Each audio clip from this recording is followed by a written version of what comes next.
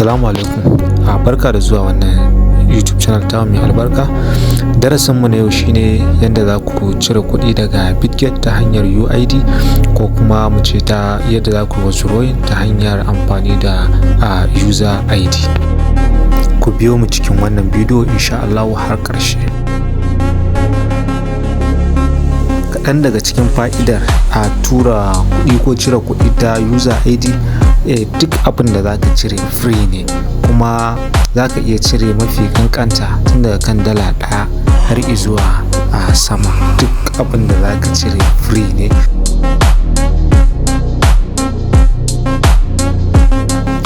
Idan kuka kula a ƙasa za ku ga wasu gida-gida nan, ga home, market, trade da kuma future. So sannan a ƙarshe ga access nan, so a nan ciki dalar mu take. Gashi yanzu mun shigo cikin access kuma gashi muna da dala 2. So yanzu abin da zamu taba shine zamu taba withdrawing. Yayin da ka taba withdrawing zai kawo ka nan gurin, so zaka ga on chain, ga internal, ga kuma P2P. To yanzu abin da zaka yi, wannan internal gashi nan na tsakiyar nan, so shi zaka taba, saboda internal shine zai kai ka ya baka damar gurin da zaka zaɓi ID ko kuma email ko kuma user ID na mutum. Sannan wancan kuma shine wanda zai kai gurin da zaka zaɓi hadda su network irin su BNB, Ethereum ko wani dai network ta haka. P2P kuma shine gurin da zaka zaɓi inda za ku yi cinikayya da kai da mai sayarwa da mai saye. So idan ka zaɓi internal zai kawo ka nan gurin. Abin nufi a nan za ka zaɓi wani coins kake so ka cire, dala ce ko kuma ton ne, duk dai wani coins da kake da shi zai watso ma nan. Kowane coin za ka iya cirewa da UID. So duk coins ɗin da ka zaɓa, so yana nufin shi za ka tura.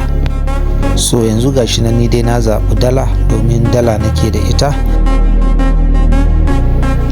A nan gurin za ka nutsu, za ka zaɓi abin da za ka yi amfani da shi. Email za ka yi amfani da shi, ko kuma mobile number da mutum ya buɗe, ko kuma Bitget user ID wanda muke kira da UID. So duk abin da za ka yi amfani da shi ka tabbatar shi ka taɓa a sama, sannan kuma shi za ka sa a gurin rubutu domin kar ka yi confusion.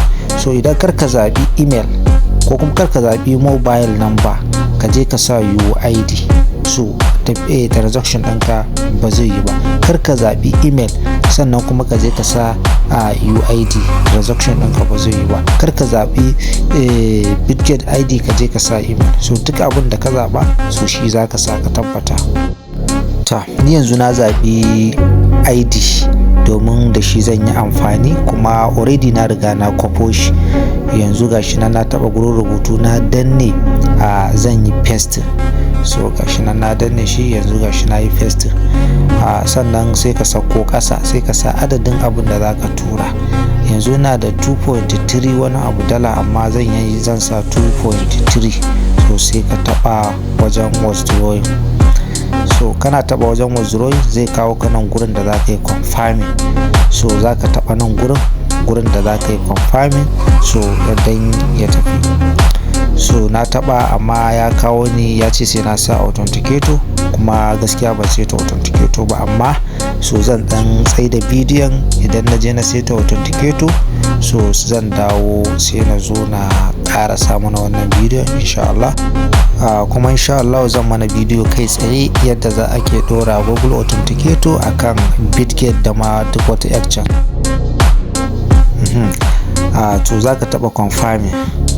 So idan ka taɓa confirming, so zai kawo ka nan abin da ake nufi na sama na farko kenan, za su tura ma OTP ne a email ɗinka, sai ka je ka ɗauko sai ka sa musu. Na biyun kuma Google Authenticator wanda na seta shi yanzu, so shi ma za ka je ka ɗauko sai ka zo ka sai sa musu a wurin.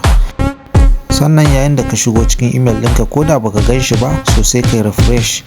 So insha Allah za a ga ya fito. To kun gan shi nan, gashi nan ya fito. So sai ka bude shi, gashi nan sai ka kwafe shi, sai ka koma cikin Bitget ɗinka, sannan sai ka yi paste. Sannan sai ka fita, sai ka shiga cikin Google Authenticator naka, sai ka je ka ɗauko shi ma. so idan ka ɗauko OTP na authenticator shi ma sai ka dawo sai ka yi pasting sai ka taɓa confirm, shikenan transaction ya kammala. Sannan akwai wanda ba su san ma a ina za su ga ID su ba. Yanzu bari na nuna mana gurin da za ku je ku ga UID naku idan mutum zai turo muku kuma ku bashi UID. Da farko za ka koma cikin dashboard ɗinka, ga wajen wani mutum can sama hannun hagu, so shi za ka je ka taɓa.